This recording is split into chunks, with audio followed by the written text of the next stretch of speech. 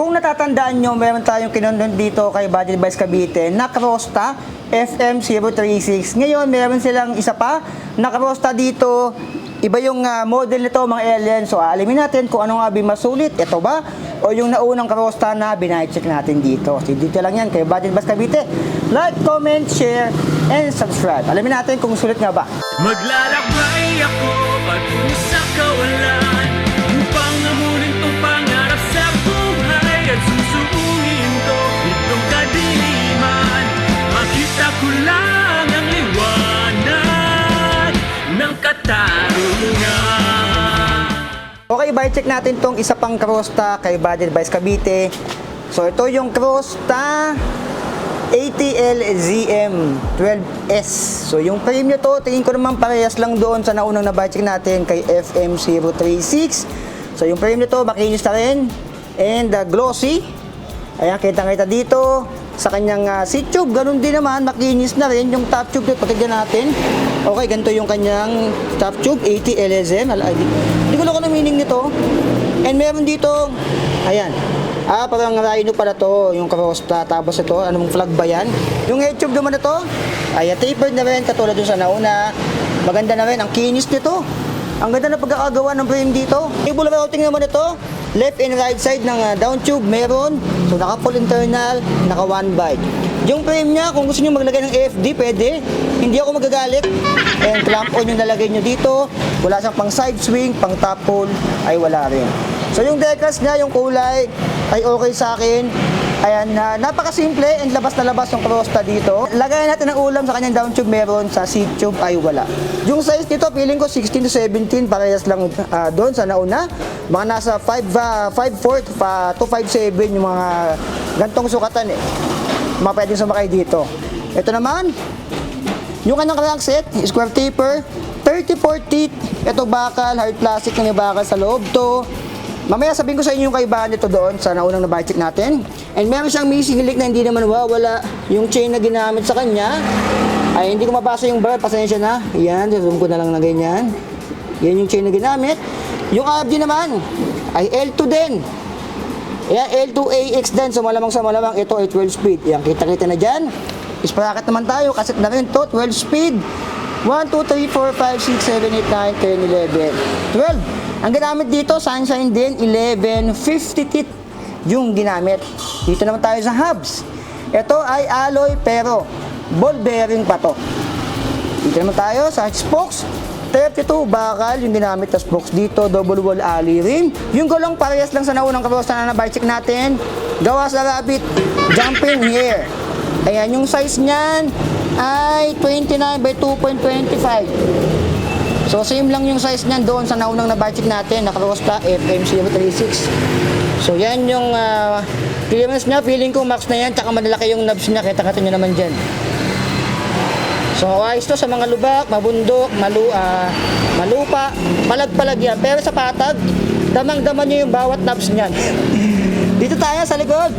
160mm rotor, 6 volts quick release, and naka-post mount.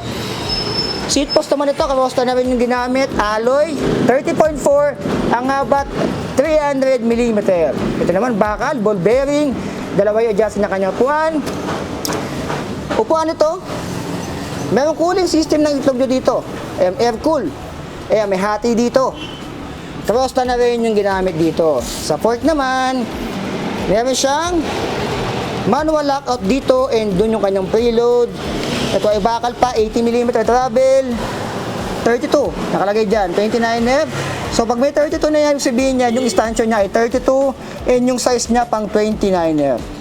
Ayan, Crosta na rin yung ginamit dito. Coil type to. Dito naman tayo, naka-sweater valve din, spokes 32, double wall alloy yung kanyang rim, and dito, ball bearing pa pero alloy. Sa kanyang quick release sa unahan, and 160mm rotors. Head tube, tapered. Ayan, ano pala yan? Rhino pala yan.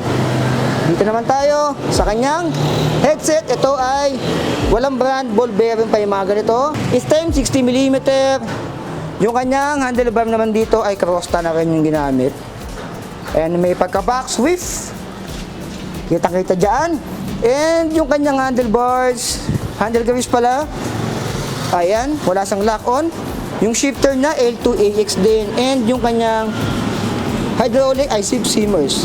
So bago natin pag-usapan kung ano yung mga nabago dito, compare doon sa isa, kunin natin yung timbang mga alien. Okay, timbangan natin si Crosta 80 LZM. Ayan. So feeling ko magkasing bigat lang to. 3, 2, 1. Yung una kasi almost 15. Tignan natin kung ganun din to. Lumagpas. Alam ko na kung bakit siya lumagpas. Lagpas 15. 15.3 kilogram yung timbang nito. So mamaya sabihin ko sa inyo kung bakit siya ganyan. Alam ko na kung bakit ganyan. Okay, yun yung timbang niya, lumagpas siya ng 15 kg. Bago ko sabihin sa inyo kung bakit lumagpas ng 15 kg yan, pag-usapan natin yung kaibahan nito. I-compare na rin natin. Unang napansin ko dito, actually yung mga pyesa niya ay almost same lang. Unang napansin ko dito yung kanyang crank. Ito, si 80 LZM. Ay parang naging downgrade lang ito or mas pinasimple. Ito kasi yung nauna. Ayan. Ito yung Crosta FM036. So para sa akin mas okay yung ganito na crankset compared dito. So yun yung una ko napansin sa kanya. Pangalawa yung kanilang fork. Magkaiba ng itsura. Ayan, kulay blue. Although Crosta din. Ito yung kay 80 LZM. Ito naman yung ano. Ayan. Mas black. Tsaka may ABS plus na nakalagay dito. So yun. Para sa akin, mas pipiliin ko pa rin yung fork ito compare doon. Pero siguro, depende rin siguro sa taste, no? Isa pa sa nakita kong pagkakaiba, yung handle grips and yung sieve seamers. Ito yata yung latest version ng sieve seamers, yung medyo tumaba. Ito yata yung version 2. Tignan yung grips na dito, ayan. Compare nyo dito. Ito yung grips ng Crosta FM036. And yung kanyang sieve seamers, ito yung nauna. Kasi ganito yung ginagamit na brake ng aking kumpadre na si Barker TZ. Ayan, si kumpadre. Sieve seamers din yan. So yun yung mga nakita ko na pagkakaiba. Isa pa pala, yung upuan nito. Pero para sa akin, mas gusto ko yung upuan nito. Mas panalo yung upuan nito sa ni 80 LZM. May cooling system ng itlog nyo dito. Ayan, labasan ng utot yan. Dito kasi wala. So para sa akin sa upuan, nanalo si si 80 LZM Crosta. So yung timbang, bakit nga ba umabot ng 15 plus? Dahil ang kaibahan talaga nila bukod doon sa kanilang mga itsura ng pyesa, malaking bagay din. Ito ay naka-ball bearing pa. Ito ay naka-sealed. Ayan. Itong una na budget natin, naka-sealed na yan. Ito, yung hubs niya ay sealed. Ito naman ay ball bearing pa, harap at likod.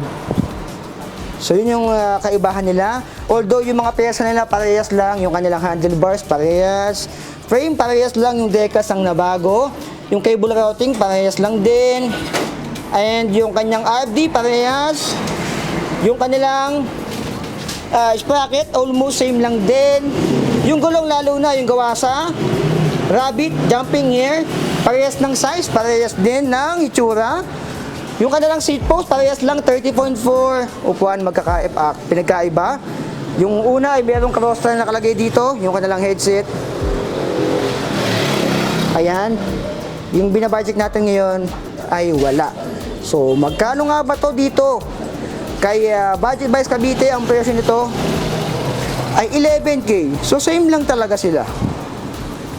Ayan. Crosta ay 10,999. Compare dito. Para sa akin sa hindi sa pagiging bias or something. Doon tayo sa mas okay. Para sa akin ito, mas okay itong nauna na na-bike check natin. Parehas sila ng price pero yung peso parang may na-downgrade dito kasi nga ito ball bearing pa. Ay ito yung naging ball bearing, yung kanyang harap sa unahan sa kalikuran, saka ito. Ayan, ito ay square taper sila parehas, pero mas gusto ko ito. Yung nauna, ayan yung tsura niya. And yung kanyang upuan, although ito nagustuhan ko dito yung upuan niya. Ito kasi ay simple lang. So ayan, para sa akin mas okay pa rin to. Kung meron kayo 11,000 pesos, unahin nyo muna to. Mas okay to para sa akin. Yung FM036 ang brand. Ayan. Para sa akin, mas solid to. Compare doon, almost same lang sila ng specs, pero ito kasi malaking bagay din kasi kung ball bearing eh. Ball bearing to, si ATLZM, ito naman ay seal bearing. Ayan, CFM036. So para sa akin, mas okay pa rin to. Same price sila. Kung pipiliin kayo, malamang sa malamang parehata ng opinion, ito rin talaga ang pipiliin nyo sa 11,000 pesos. So kayo ba, pareha ba tayo ng opinion? Mapipiliin nyo to? Nakasil na kasi to, seal bearing. Ito naman kasi ay ball bearing pa. So parang na-downgrade yung ibang pyesa nito dito. Hindi naman totally downgrade, pero na iba. Mas trip ko talaga to. Ayan, tsaka yung kulay niya. Orange tayo, di ba? Diyan tayo naka-favorite eh. Favoritism natin yung ano eh. Isa pa yan eh. So naging bias tayo sa kulay, pero sa ibang pyesa ay hindi. Sa mga alien. So, para ba tayo ng opinion, like, comment, subscribe mga alien. Kung gusto nyo to, dito lang yan kay Budget Price Cavite sa may Imus. Meron siya lang Shopee page. Kung gusto nyo order via Shopee, nasa Luzon, Visayas, Mindanao kayo, papadala sa inyo. Orderin nyo lang, ayan yung kanilang link. So, pwede kayo order dyan, legit yan mga alien. Sobrang tagal yan. Dito ako nagsimula kay Budget Price Cavite. Dito ako unang mga nag-vlog no, sa area ng Cavite. Bukod doon kay Clark Ling sa Quiapo. Doon ko nabili yung ano ko talaga. Actually, doon talaga ako simula. Tapos dito ako nang dire-diretso. Ayan mga alien. So, like, comment, subscribe mga alien, and i-share mo na rin sa tropa mo naghahanap ng bisikleta. Follow nyo ako sa aking Facebook page, So Be It, and sa aking YouTube channel, parehas lang, So Be It lang din. Kita-kita nyo yung pogi alien ito. So, like, comment, subscribe mga alien, So Be It, I love you.